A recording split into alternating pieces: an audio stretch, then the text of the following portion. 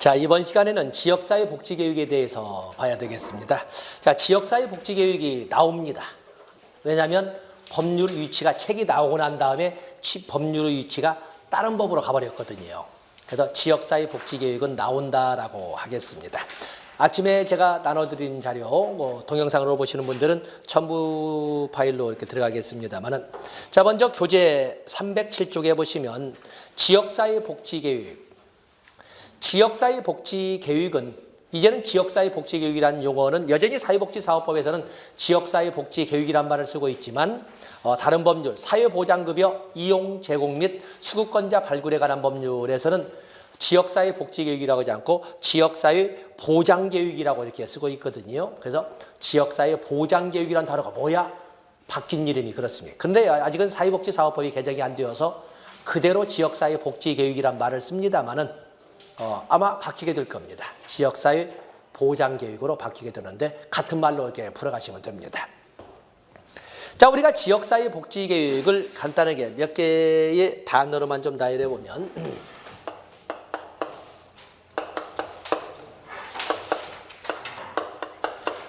복지교육이 2014년도 12월 31일자 새로이 제정된 법률이 지금 선생님들에게 나눠드린 사회보장급여 이용 제공 및 수급권자 발굴에 관한 법률, 그냥 저는 그냥 사회보장급여법 이렇게 하고 있습니다만, 바로 이것이 지역사회 보장계획으로 계층, 현재는 중, 왜냐하면 사회복지사업법은 개정이 아직 안 바뀌어서 계층 중 이렇게 하겠습니다. 지역사회 복지계획은 2003년 사회복지사업법 개정, 2003년 사회복지사업법으로 지단의 의무로 규정이 되었죠. 그래서 모든 지방자치단체는, 즉 우리가 말하는 시도, 시군구는 반드시 지역사회 복지교육, 지금 교육은 지역사회 보장교육을 수립하여야 한다라고 규정이 되었습니다. 그러면서 시군구 지역사회 복지교육 수립을 위하여 지역사회 복지협의체, 협의체 설치가 같이 규정이 되었죠. 지금은 이제는 이름이 바뀌어서 지역사회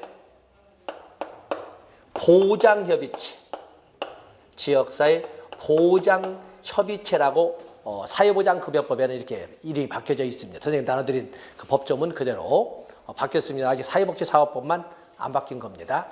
그래서 시험에 나올 때 사회복지, 지역사회복지협의체라고 하든 아니면 지역사회보장협의체라고 하든 같은 말로 이렇게 들어가시면 됩니다. 그리고 지역사회 복지교육, 지역사회 보장계획은 4년마다 수립하도록 되어 있습니다. 4년마다 수립하도록 되어 있고, 시행령, 시행규칙이 만들어지는 과정을 통해서 2005년부터 있는데 4년부터 해서 그냥 어쨌든 그냥 바로 2007년부터 2010년까지가 제1기였어요. 제1기. 그러면 지금은 2011년, 12년, 14년, 14년 2기, 그리고 15년부터 제3기 지역사회 복지교육, 지금 이름으로 지역사회 보장교육이 수립 시행 중에 있습니다. 지금 현재는 우리가 3기 중에 있다 이렇게 보시면 되겠습니다. 그다음에 지역사회 복지교육, 지역사회 보장교육은 반드시 심의 절차를 거쳐야 되고, 또 반드시 의회 보고 절차를 거쳐야 합니다. 반드시. 바로 이 심의를 하는 기구 이름을, 심의를 하는 기구를 뒤에서 시도 지역사회 복지 또는 지역사회 보장교육은 사회복지위원회라고 했었습니다만, 지금 이제 이 법에 의해서는 시도 사회보장위원회로 이렇게 이름이 바뀌었고, 또 시군구 지역사회 복지교육, 지역사회 보장교육의 심의는 지역사회 복지협의체, 지금은 지역사회 보장협의체, 에서 하도록 되어 있습니다. 그래서 어쨌든 간에 지역사회 복지계획은 반드시 심의를 거쳐야 되고 반드시 시군구 의회 그리고 시도 의회에 보고하도록 되어 있습니다. 이번에 개정 법률이 그렇습니다. 자, 여기 또 빠져 있는 것도 첨가하기라고 한번 읽어볼까요? 지역사회 복지계획은 또는 지역사회 보장계획은 지역사회 복지의 추진사항을 종합한 계획이다. 종합한 계획이다. 뭐해서 거기 2번 지역사회 복지계획 또는 지역사회 보장계획의 성격은 국가 및 지단의 종합적인 행정계획의 성격을 갖습니다. 행정계획. 지역복지의 과제와 문제에 대한 주민과 관계자의 학습과 활동을 조직화한다. 주민의 복지 욕구를 충족시키기 위한 자원 조달의 수단과 서비스 체계를 확보할 수 있다. 어떤 지역사회 복지계획은 행정계획이자 종합계획입니다. 행정계획이다. 종합계획이다.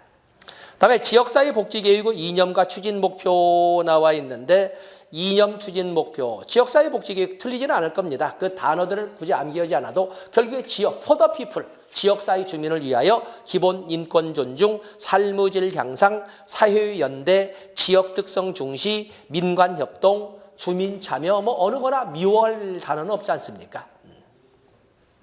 이걸 가지고 다른 말로 가지고 이니 아니니 따질 문제는 아닌 것이고 다음에 지역사회 복지계획 또는 지역사회 보장계획의 원칙 2번의 왼쪽 쪽을 보면은 지역의 개별화 존중, 지역마다 지역 특성에 맞게 지역마다 지역 주민의 욕구에 따라 이게 달라져야 되는 게 개별화의 존중, 이용자, 주체, 연계, 네트워크라고 그러죠. 연계, 그리고 공사협동, 주민 참가의 원칙을 쭉 적어놨습니다. 다음에 나머지 좋습니다. 넘어가시죠. 여러분 교재에 있는 308페이지에 있는 지역사회 복지계획의 수립과 시행에서 309페이지에 있는 2번에 2번까지는 삭제. 2번에 2번까지는 삭제. 사실은 그 내용이 사회복지사업법에서는 삭제되고 사회보장급여법으로 넘어갔거든요. 그래서 여기 삭제를 하고 좀 약간 변한 것이 있으니까 나누어드린 것을 거기다가 활용을 하시면 됩니다. 나누어드린 것을. 자, 한번 보겠습니다. 거기 보시면 자, 배포자료, 첨부자료 있지요? 자, 거기에 보시면 사회보장에 관한 지역계획 및 운영체계, 지역사회 보장계획 나와 있죠? 지역사회 보장에 관한 계획 이렇게 되어 있습니다. 자, 35조 사회보장급여법의 35조를 보면 뭐 문장은 길게 되어 있습니다만 시도지사 및 시장 군수구청장은 지역사회 보장에 관한 지역사회 보장계획을 4년마다 수립하고 4년이라는 수치 나와 있죠. 매년 연차별 시행계획을 수립해야 된다. 그건 좋습니다. 어떤 4년마다 수립하도록 되어 있습니다. 누가? 지단장이. 광역자치단체장, 기초자치단체장은 4년마다 지역사회 보장계획을 수립하도록 이게 처음으로 규정된 몇 년이다? 2003년도 사회복지사업법 개정으로 지단의 의무로 규정되어 있었다. 자, 이렇게 설명을 합니다. 다음에 절차를 보면은 기존에 있던 것과 좀 차이가 있습니다. 시장군수구청장은 시군구 지역사회 보장계획을 이해관계인의 의견을 들은 후 수립하고 이해관계의 의견을 들은 후 수립하고 지역사회 복지협의체가 아니라 지역사회 보장협의체의 심의 그리고 시군구 의회의 보고를 거쳐 시도지사에게 제출해야 된다. 자, 선생님들 법제론을 배우시다 보니 배우셔도 아시겠지만 법의 적용은 어떻습니까? 법 적용의 원칙에는 신법 우선의 원칙, 특별법 우선의 원칙 하는 것처럼 사회복지사업법에 대하여 사회보장급여법은 특별법의 지위에 있지요.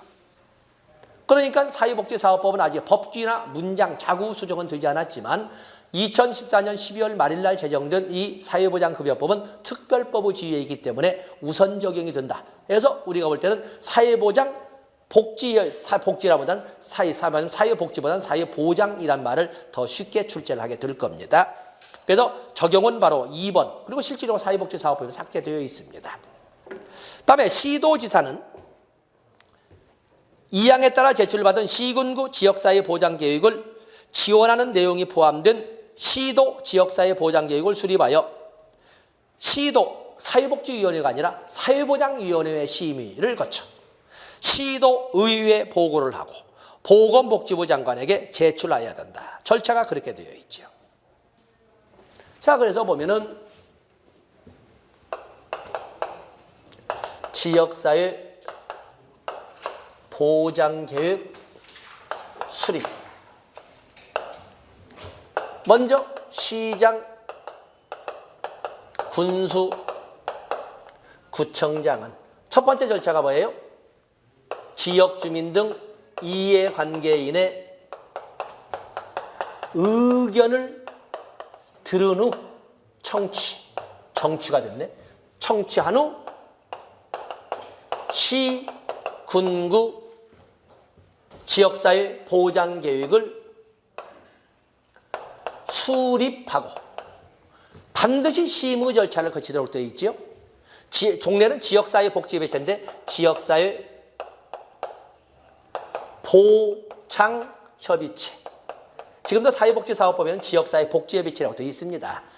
지역사회 보장협의체의 심의를 거쳐 시, 군구, 의회에 보고하고 시, 도, 지사에게 제출하는 절차로 되어 있습니다. 제출하는 절차로. 그러면 시, 도, 지사는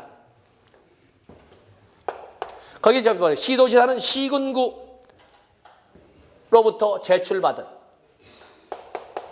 시군구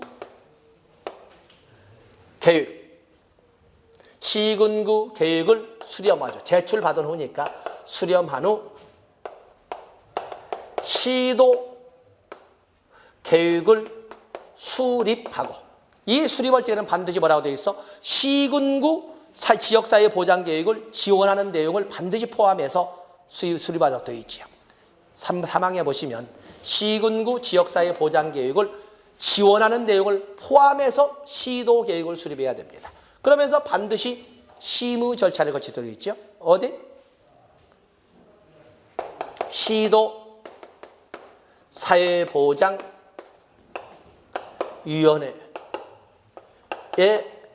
심의를 반드시 거치고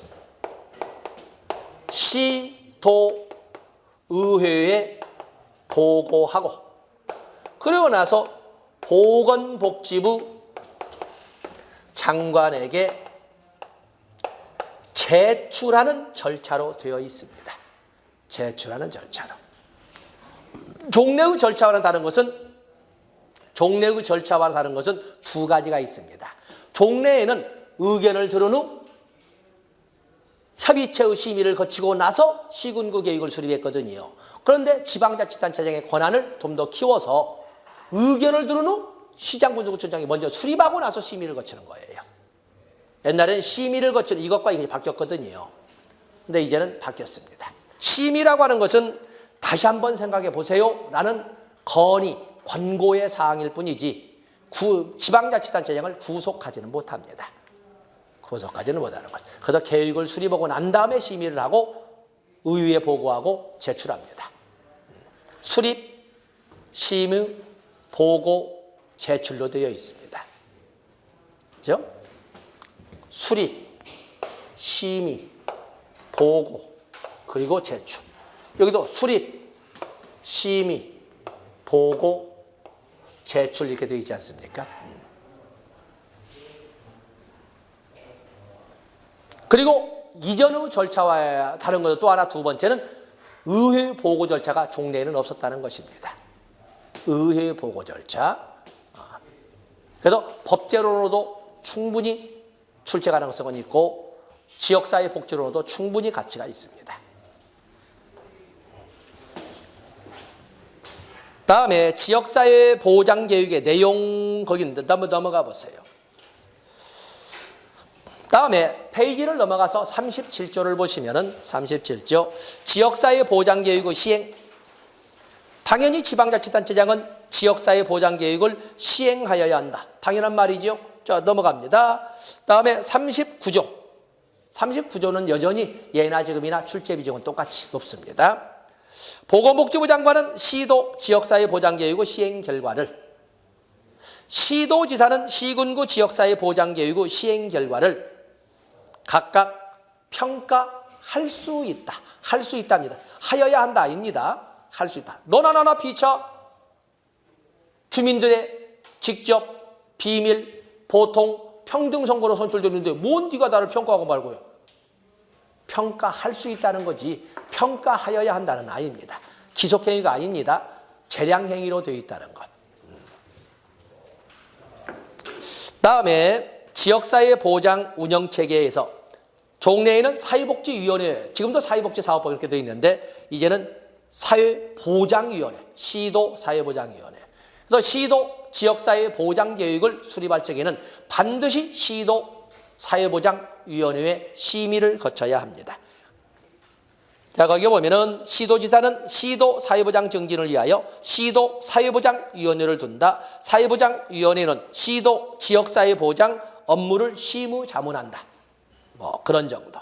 그에 비해서 지역사회 복지협의체가 아니라 지역사회 보장협의체. 시장군수구청장은 시군구의 지역사회 보장협의체를 둔다. 페이지 넘어가 보세요. 당연히 지역사회 보장협의체는 시군구 지역사회 보장 업무를 시무자문한다. 시무자문한다. 2항이 되어 있죠. 2항.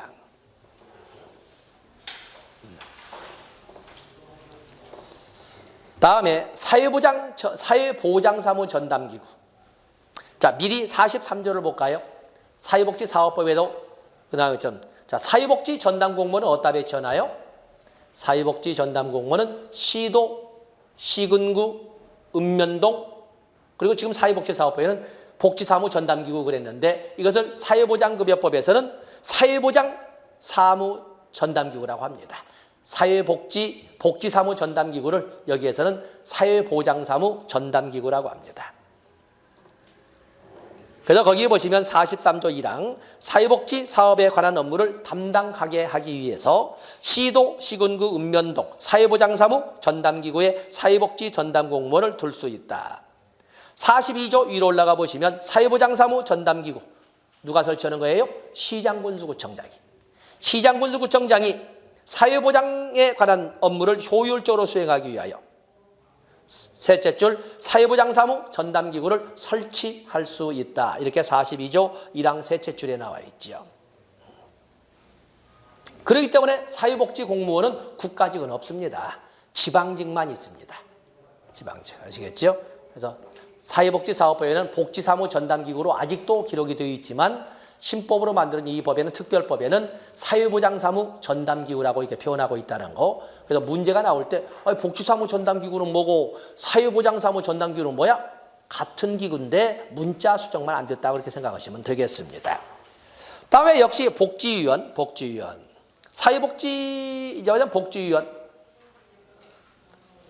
사회복지사업법에도 아직도 규정이 있습니다. 똑같이.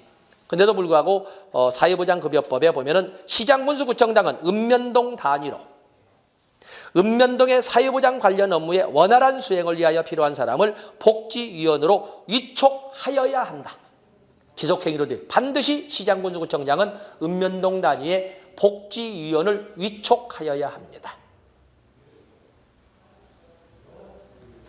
괜히 보지 마시고 활동을 하시려면 그 사회적 관계망을 통해서 이런 공공부문에 대한 이런 활동도 하세요. 명예직으로 있는 것 같지만 어쨌든 활동을 하시기로 했다면 신경 쓰시면서 그래서 뭐 보고서라든지 뭔 자료 같은 게 있으면 괜히 쓸데없어도 자꾸 올려보내는 거예요. 그래서 여러분이 사회복지계에는 여러분이 있다는 것을 보여줘야 되죠. 복지위원, 읍면동 단위의 복지위원은 명예직으로 하지만 수당도 줄 수 있습니다. 모이면 가끔 굴비백반도 삽니다. 그렇죠? 자, 그런 정도. 이런 것 등이 지금 어떤 근거법이 사회복지사업법에서 서서히 사회보장급여법으로 움직여지고 있다는 것을 알아주시면 됩니다. 그래서 308, 309페이지를 그렇게 정리해 주시면 되겠습니다. 자, 그에 대한 내용 사회복지 전담공무원 310페이지에서 조금 전에 봤던 거 사회복지사업법에도 규정이 있고 사회보장급여법에도 별도로 규정이 있습니다.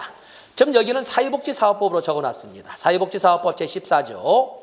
거기 오면 사회복지사업에 관한 박스 안에입니다. 업무를 담당하게 하기 위하여 시도, 시군구, 읍면동, 복지사무 전담기구에 사회복지 전담공무원을 둘 수 있다.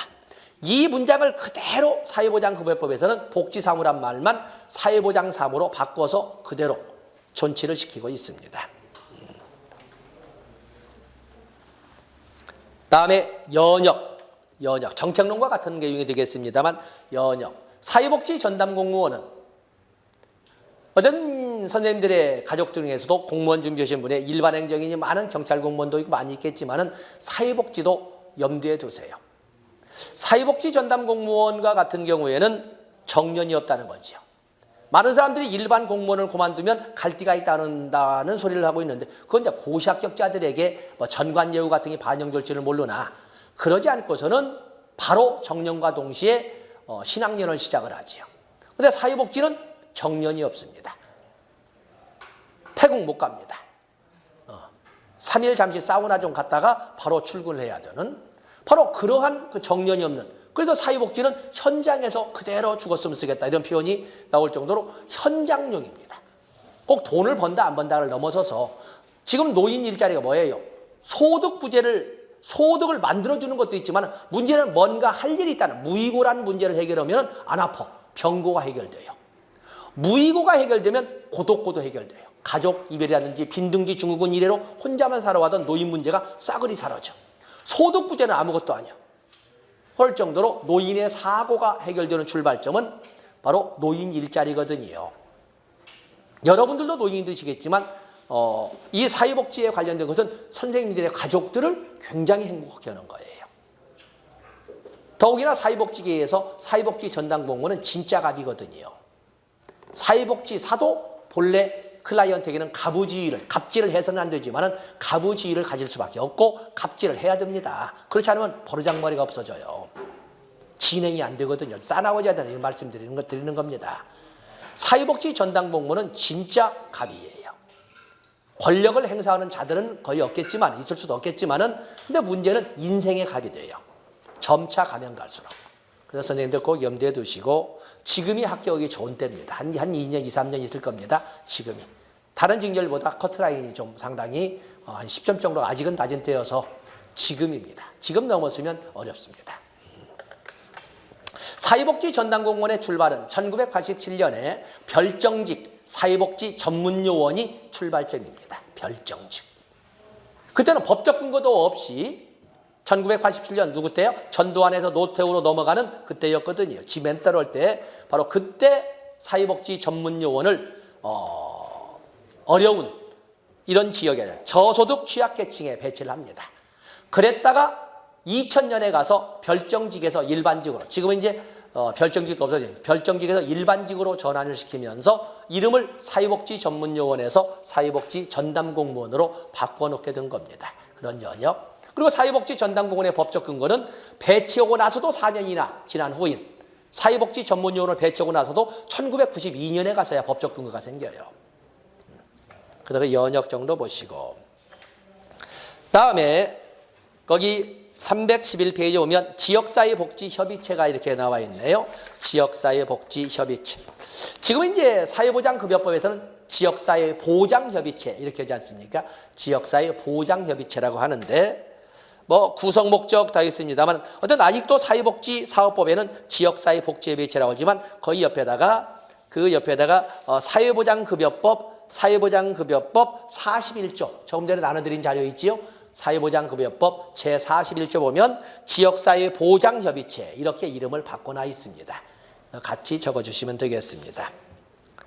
그래서 관할 지역의 사회복지사업에 관한 중요사항과 이렇게 쭉 되어 있는데 그래서 사회복지사업법에는 지역사회복지협의체, 사회보장급여법에는 지역사회보장협의체라고 이름을 이렇게 쓰고 있다라고 보시면 됩니다. 많은 기능과 역할이 있지만 선생님들 귀에 들으시지 않을 것이고 어쨌든 핵심 기능은 시군구 지역사회 보장교육을 수립할 때 필수 시무기구라는 거죠. 필수 시무기구. 그래서 시무자문한다 이렇게 되어 있지 않습니까? 시무자문한다. 페이지 넘어가 보시면 거기 보면 운영원칙. 운영원칙. 지역사회보장협의체는 시군구 단위지만 지역을 중심으로 하죠. 지역성을 첫 번째 원칙으로 합니다. 3번의 운영원칙을 보시면 지역성, 그리고 지역 주민의 참여성, 협의성, 연계성, 민주성, 작은 글씨 볼 것도 없고 그 단어로만 여러분들이 접근해 주시면 됩니다. 다음에 지역사회복지협의체의 그 지역사회복지협의체 또는 지역사회보장협의체의 구성이 나와 있는데 이 구성 일본의 구성의 특징 및 운영은 1번, 2번 정도만 보시고 지역사회 복지 관련 주체들의 광범위한 참여를 전제로 한다. 위에서 참여성. 그리고 협의체에 실무협의체를 둘 수 있어서 다층적 구성이 가능하다. 실무자의 참여를 포함함으로써 다층적 구성이 가능하다. 그리고 313페이지 실무협의체의 설치는 지역사회복지협의체, 지역사회보장협의체의 전문성을 높이는 데 있다. 이렇게 보시면 됩니다. 전문성. 그래서 거기 밑에 누구를 구성을 하나 거기까지는 아직은 읽지 마시고 그냥 전문성을 살리는 데 초점을 둔다. 그래서 지역사회복지협의체의 핵심 특성은 세 가지입니다. 313페이지 지역사회복지협의체는 공공기관, 민간부문, 이용자 3부분이 동수로 구성을 한다는 점에서 대표성을 똑같이 확보해 준다. 공공부문의 대표성이나 민간 서비스기관의 대표성이나 이용자들의 대표성을 똑같이 인정한다 해서 첫 번째 특징 대표성. 다음에 3번에 실무협의체를 설치한다는 것은 전문성을 살리자는 것이 되겠어요. 다음에 실무 분과를 구성한다는 것은 참여성, 지역 주민들의 참여의 폭을 높이겠다는 의도를 말한다. 그래서 지역사회복지협의체 구성상 3대 이념은 대표성, 전문성, 참여성이다. 그 옆에 굵은 글씨로 맞죠? 세 가지를 역시 또 동그라미를 쳐놓으시면 되겠습니다. 다음에 사회복지협의회가 나와 있는데 사회복지협의회에 대해서는 물론 사회복지사업법에 쭉 나와 있습니다만 사회복지협의회에 대해서는 314페이지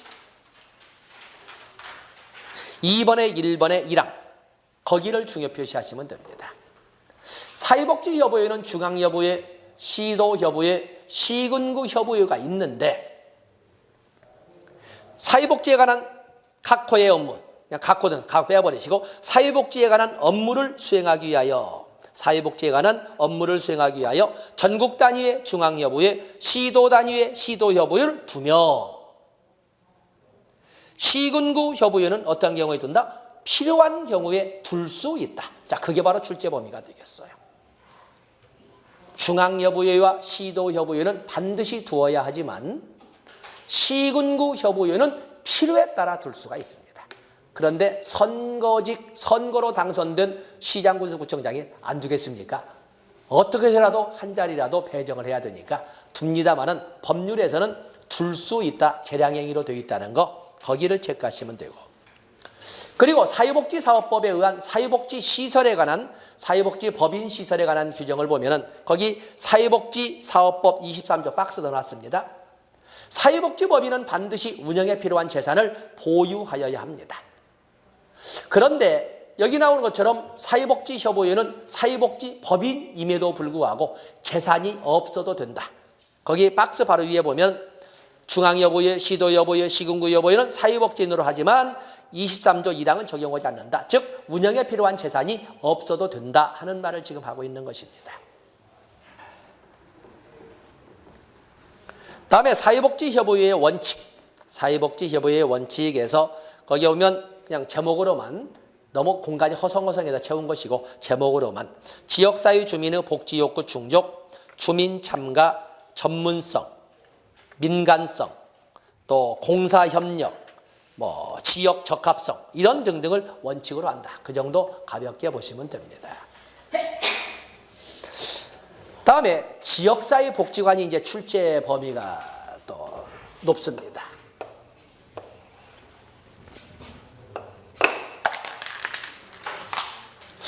제가 어제 그 치맥 250cc를 먹어서 그럴까? 12시가 넘는데 그 닭을 사오라는 거 저는 말을 잘 듣거든요. 그래서 그냥 20분이나 기다 닭을 사가. 그냥 먹기 싫은 막 맥주를 먹여가면서.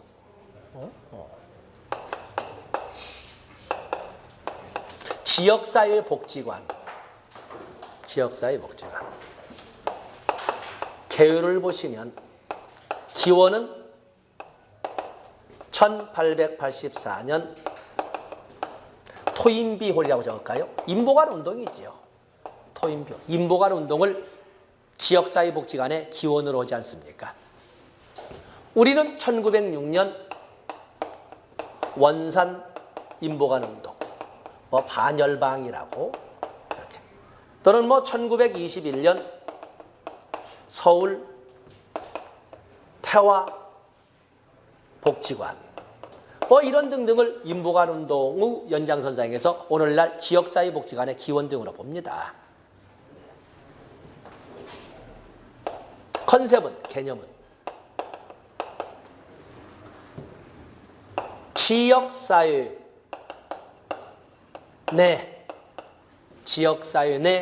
내에서 인력과 시설을 갖추고 줄 바꿔서 지역사회의 인적, 물적 자원을 동원하여 줄 바꿔서 지역사회의 문제를 중심으로 지역사회의 문제를 중심으로 종합적 서비스를 제공하는 사회복지 시설이다. 이렇게 정의하지 않습니까? 때문에 사실은 지역이 없어져 있죠. 사회복지관이란 지역사회 내에서 인력과 시설을 갖추고 지역사회의 인적 물적 자원을 동원하여 지역사회의 문제를 중심으로 종합적 복지 관련 서비스를 제공하는 사회복지 시설이다. 이렇게 우리가 지역사회란 말을 쓰기 때문에 지역사회복지관의 운영원칙 첫 번째는 지역성이 나오는 거죠. 당연히. 그리고 전문가가니까 전문성이 나오는 것이고, 자원동원, 지역사회의 자원을 동원하니까 지역사회의 자원동원의 원칙이 나오고, 중립성, 투명성 이런 것이 쭉 나오면서 관련 기관 간 긴밀한 협력성의 연계성도 나오고 해서 운영원칙을 이렇게 보시면 되는 겁니다. 중요한 것은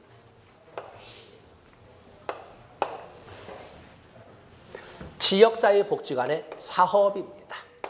또는 기능이라고도 하죠.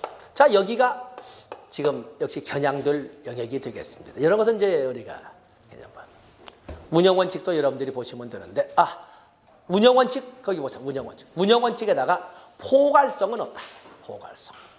포괄성이라고 해서는 사회복지 전달체계의 원칙에서 보신 것처럼 포괄성 그러면 욕구 충족의 다양성을 말하거든요. 포괄성이라고 하는 것은. 근데 지역사회는 얼마나 많은 이해관계 집단들이 상충되겠어요.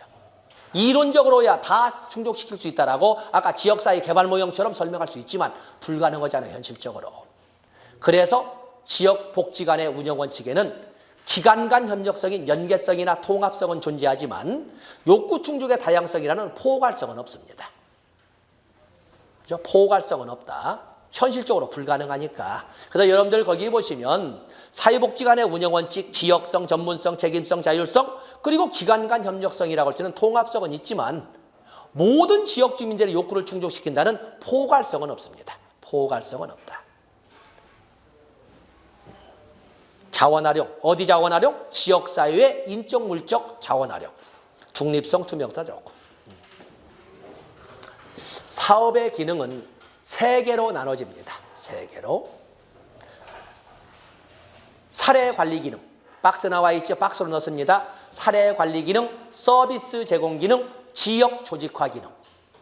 지역 조직화 기능. 3개 기능인데 세부 사업 내용까지는 안기겠지만 적어도 사업 분야는 갖고 가셔야 돼요. 첫 번째가 사례관리 기능. 사례관리 기능. 사지선다기다. 사례관리 기능. 다음에 서비스 제공 기능.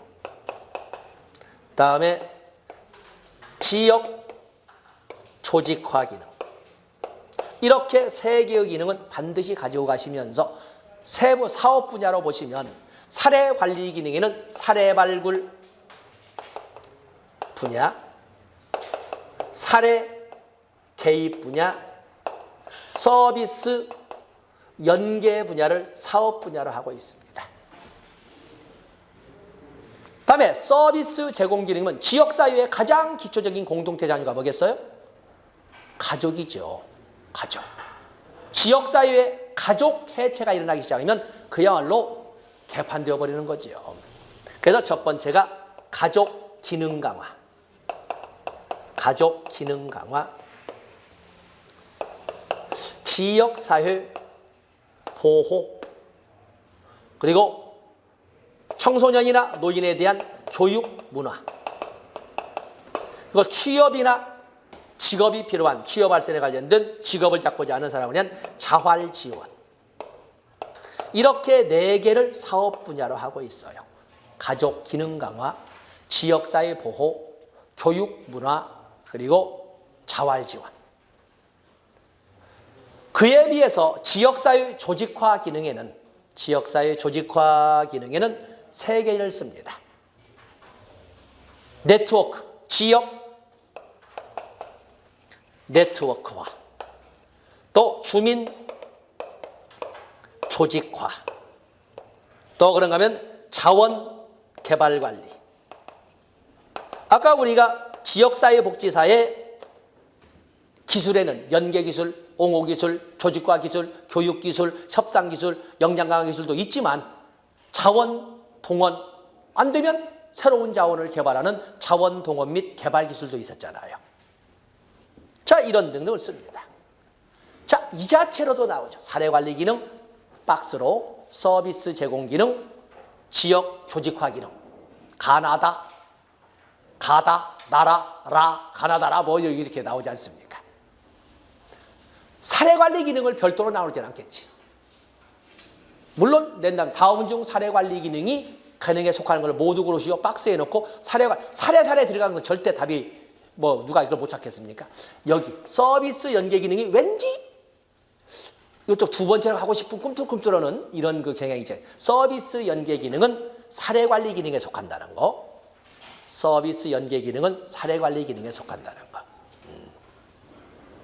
다음에 서비스 제공 기능 4개. 여기 좀 알토랑 같이 있지 않습니까? 그래서 지역사회복지관의 사업 또는 지역사회복지관의 기능으로 질문을 했을 적에 나머지 작은 것이까지 일기된 것은 선생님들에게 그 폭력을 휘두르는 거니까 이 정도만 그 범위로 이렇게 설정을 하겠습니다.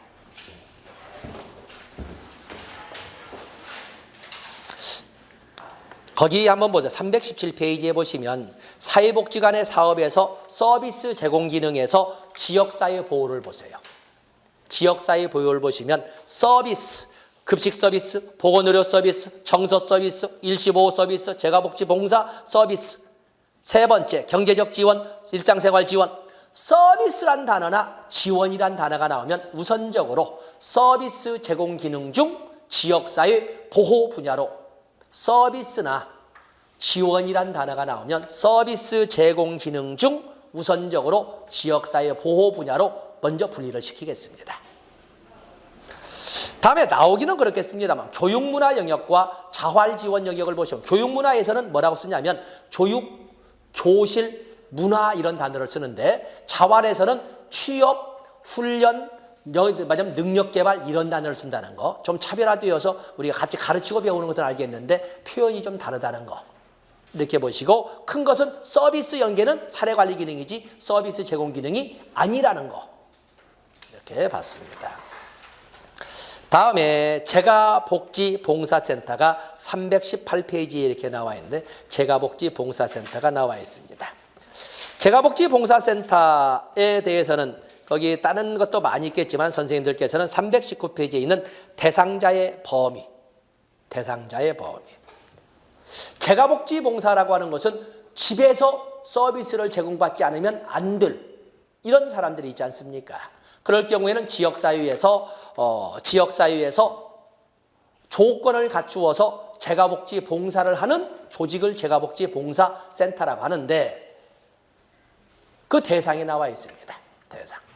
물론 지역사회 주민이 다 대상이지만 모든 사람들이 집안에서 서비스를 받는 것은 아니기 때문에 우선 적용 대상을 이렇게 기초수급자, 또 저소득층 가정으로 재가복지 서비스가 필요하다고 인정되는 자. 자, 함정은 미신고 시설생활자죠. 신고시설생활자가 아니라 미시설신고생활자. 미신고 시설생활자. 다음에 뭐 재가복지를 필요로 하는 지역주민들인데 미신고 시설생활자 거기다가 체크를 내놓으시고. 다시 왼쪽 페이지 하단부를 보세요. 재가복지봉사센터는 우리가 아까 지역복지관은 뭘 갖춘다고? 지역사회 내에서 인력과 시설을 갖추어 이렇게 자원을 동원하여 이렇게 되어 있는데 여기는 인력과 시설 말고인데 인력을 세분화하고 있죠. 재가복지봉사센터는 지역사회에서 일정한 시설과 그냥 인력이 아니라 전문 인력과 자원봉사자를 요구를 합니다. 그 때문에 재가복지봉사센터의 구성 요소로서는 시설, 전문 인력, 자원봉사자 이렇게 세 개가 되겠습니다. 그에 비해서 지역사회복지관은 인력과 시설이지요. 다음에 320쪽으로 가서 보시면 사회복지 공동모금회가 있습니다. 사회복지 공동모금회가 있는데 사회복지 공동모금회에서는 이것도 법제와 관련 사회복지 공동모금회법에서 법제와 관련된 되겠는데 여기는 학예 입장으로 본다면 320페이지에 있는 거기 2번 사회복지 모금 사업을 관장하기 위하여 사회복지 공동모금회를 둔다. 모금회는 사회복지사업법에 의한 사회복지법인이다. 정관을 작성하여 보건복지부 장관의 인가를 받아 인가사항입니다. 인가사항이다. 그런데 사회복지사업법에 보시면은요, 사회복지시설은 시장군수구청장에 신고하면 되잖아요. 사회복지법인은 시도지사의 허가를 받아야 하잖아요. 그런데 이것은 사회복지법인임에도 불구하고 보건복지부 장관의 인가사항이라는 것입니다. 인가사항이다. 공동모금회 또 정관 변경도 마치 인가사항입니다. 좀 특이한 거지요. 나중에 사회복지사업법 볼 때 다시 한번 떠돌려 볼 수가 있습니다. 그리고 이 321페이지 공동모금의 특성. 사회복지 공동모금이라고 하는 것은 민간운동이고 지역사회를 중심하는 지역사회를 기반으로 하는 운동이며 전국적 협력을 가장 델름이 되어 있죠. 전국적 협력을 도모할 지역사회를 중심으로 지역사회를 기반으로 하면서도 전국적 협력을 도모할 수 있는 운동이고 그리고 창구 이론화라는 특징을 가지고 있죠. 창구. 근데 그것 때문에 출제가 될 거예요. 분명히 사회복지 공동모금은 창구를 이론화로 하고 있는데 언론기관을 주체로 하는 모금도 할 수 있습니다. 그러나 거기서 들어온 것은 결국에 사회복지 공동모금회로 들어옵니다. 단지 효율적 모금을 위하여 KBS, 조선일보 이렇게 언론기관의 이름으로 창구를 개설할 뿐이지 결국에 최종 창구는 사회복지 공동모금회라는 것입니다. 뭐 공개는 아시는 것이고 나중에 법제의 얼제가 다시 볼 겁니다. 다음에 거기 2번 모금회의 업무. 사회복지 공동모금회의는 법에 의해서 사회복지 공동모금회법에 의해서 기획, 홍보, 모금, 배분 업무를 하고 각각에 따른 분과위원회가 있습니다. 기획분과, 실행위원회, 홍보분과, 실행위원회, 모금분과, 실행위원회, 배분분과, 실행위원회 이렇게 4개의 업무를 수행하되 각각의 분과로서 실행위원회가 있다는 걸 봐주시면 됩니다. 다음에 사회복지 공동모금회 사업에는 거기에는 기획, 홍보, 모금, 배분이 있는데 배분 사업에는 세부 내용까지는 보지 않겠지만은 사회복지 공동모금회 배분 사업에는 신청사업, 기획사업, 지정기탁사업, 긴급지원사업 4가지가 있다는 사실입니다.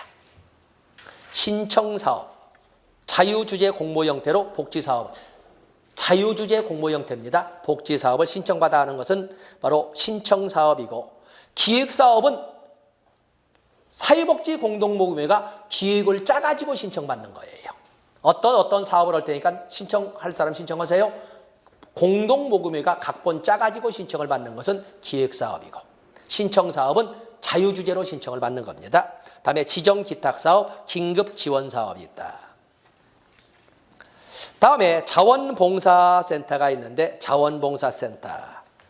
자원봉사에서는 선생님들께서 자원봉사의 특징 제목으로만 보시되 3번 자원봉사 인증제도. 자원봉사 인증제도. 그래서 자원봉사 인증제도인데 거기는 목적은 보시고 3번, 4번 제일 밑에 나와 있지요. 자원봉사 인증제도의 사업 주체는 보건복지부와 지방자치단체이다. 자원봉사 인증제도의 사업 주체는 보건복지부와 지방자치단체로 공공부문이 사업 주체인데 실제 주관, 실행을 하는 것은 한국사회복지협의회, 맞으면 중앙협의회죠. 중앙협의회와 시도협의회다. 왜냐하면 시군구는 왜 안 들어갔을까? 두는 데도 있고 안 두는 데도 있을 수가 있으니까 사실은 다 있겠지만 둘 수 있다 있기 때문에 그래서 중앙협의회와 시도협의회가 바로 주관단체가 되겠습니다. 다음에 324페이지로 가서 보시면 자원봉사활동 기본법의 내용에 기본방향 2항 자원봉사활동은 무보수성, 자발성, 공익성, 비영리성, 비정파성, 비종파성을 원칙 아래 수행될 수 있도록 해야 된다. 바로 이렇게 자발적이고 돈 요구하지 않고 어떤 종교나 정파에 치우치지 않고니까 사회복지 행정론 배우셨겠지만 길버트와 스미스의 조직 분류에 보면은 관료제 조직, 일선 조직, 투가성 조직, 전면적 통제 조직이 있는데 그래서 자원봉사 활동은 투가성 조직이라고 하는 겁니다. 통제를 안 할 것은 아니지만 통제를 할 것도 없는 조직. 그래서 길버트와 스미스의 조직 분류에서는 자원봉사 조직은 투가성 조직으로 분류합니다.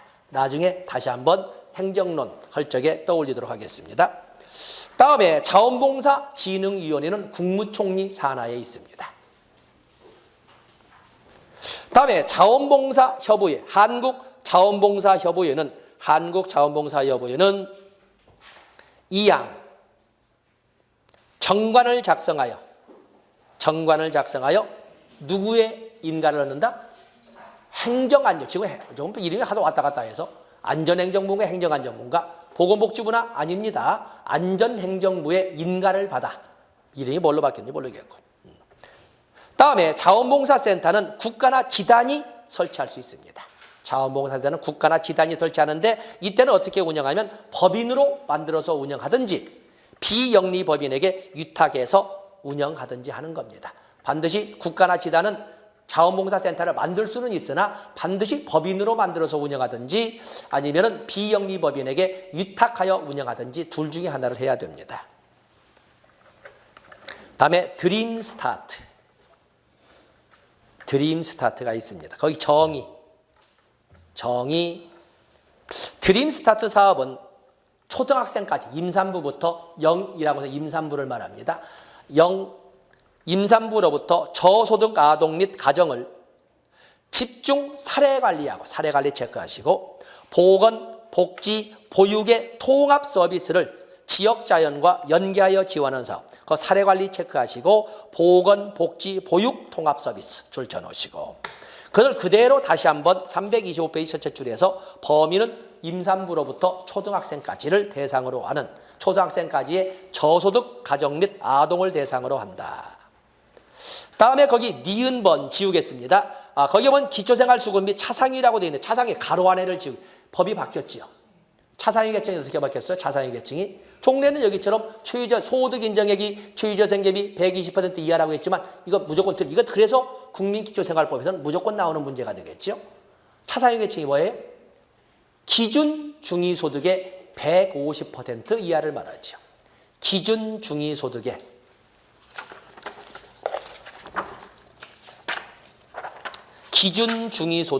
150% 이하를 말합니다.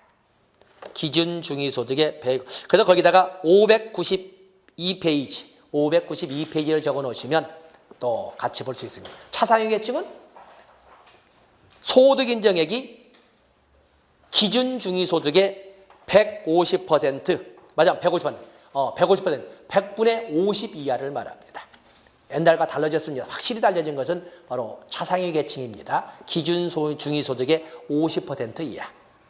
기준 중위소득의 50% 이하를 차상위 계층이라고 합니다. 592에 같이 해서 그 가로 안에 지워버리시고 그다음 592에 적어주시면 됩니다. 다음에 드림 스타트의 통합 서비스 내용. 앞에서 324페이지 하단부에서 본 것처럼 보건, 복지, 보육에 대한 통합 서비스를 지역자원과 연계해서 제공한다고 되지 않았습니까? 그 박스 보면은 박스 왼쪽에 보건, 복지, 보육이 나와 있고 세부 내용까지는 안 가셔도 됩니다. 다음에 아동발달 지원계좌. 이건 아동복지법에 근거하는 자산형성 사업이 되겠는데 그것을 우리가 브랜드명으로 디딤 씨앗 통장이라고 합니다. 디딤 씨앗 통장. 아동발달 지원계좌, 아동발달 지원계좌 거기에 보시면은 거기 2번에 저소득층 아동의 사회자립을 지원하기 위하여 실천하는 이것의 브랜드로 이렇게 말을 하는데 시드머니라는 단어를 내채치로 쓰고 있지 않습니까? 그 개념이 바로 1번을 가지고 2번의 1번을 읽어보세요. 1번의 1번을 배경으로 2번의 1번. 아동이 보호자, 후원자의 후원으로 애들이니까 월 3만 원 이내의 금액을 저축하면 애들이니까 3만 원이 크죠. 그래서 저축하면 국가에서도 만 17세까지 말하자면 아동의 최상한선까지 같은 액수 1대1 매치 펀딩이지요. 1대1 매치 펀드를 지원으로 똑같은 금액을 지원해서 만 18세 이후, 이 말은 뭐야? 시설에서 나가거나 사회사업을 할 수 있는 성인의 지위를 갖게 되면 사회 진출 시 정해진 용도는 있습니다. 학자금이나 전세금이나 창업자금으로 사용하도록 하는 자산 형성 사업을 아동발달 지원계좌 디딤 씨앗 통장이라고 합니다. 그래서 개념 봐주시고 다음에 마지막으로 주민 참여가 이렇게 나와 있습니다. 주민 참여해서 선생님께서는 주민 참여에 대해서는 328페이지 주민 참여의 단계 아른슈타인이 제시한 것처럼 비참여, 형식적 참여 그리고 주민 권력으로 8단계로 나누는 거 있는데 8단계 그 박스에 있는 차례를 내용까지 아니라 차례를 여러분들이 숙지를 해놓으시면 됩니다. 비참여 단계는 그냥 일방적으로 조치를 취한다. 조작과 치료는 비참여 단계에 소양합니다. 젤로 밑에 비참여 단계는 조작과 치료죠. 조치를 취한다. 박스. 그러면 1단계 조작, 치료. 다음에 주민 권력을 보면 완전히 주민들이 다 한다 하는 것은 주민 통제고 아까 포플의 모형 이런 거에 나온 것처럼 정치적 권력 강화 모형 하는 것처럼 주민 통제. 다음에 어느 정도 하는 것은 지역사회 개발 모형처럼 권한 유임. 다음에 5대5 관계적으로는 협동관계는 주민 권력 단계라고 합니다. 주민 권력 단계. 조치 그러면 비참여 단계, 주민 통제, 권한 유임, 협동 단계는 주민 권력 단계. 그래서 그 차례 내용까지는 보지 마시고 세 단계로 나눠서 각각의 세부 내용 2개, 3개, 3개를 봐주시면 됩니다. 다음에 330페이지에 있는 시민운동과 비영리단체 NGO에 대해서는 선생님들이 개념으로 상식처럼 한번 읽어봐 주시면 되겠습니다. 그래서 좀 시간적으로 욕심을 냈습니다만 이렇게 해서 오늘 이 시간까지 해서 사회복지 실천 영역의 3교시 지역사회복지론도 핵심 영역은 다 다뤘다고 보겠습니다. 다음 시간부터는 이제는 3교시 1교과에서 사회복지 정책론을 진행을 하겠습니다. 고맙습니다.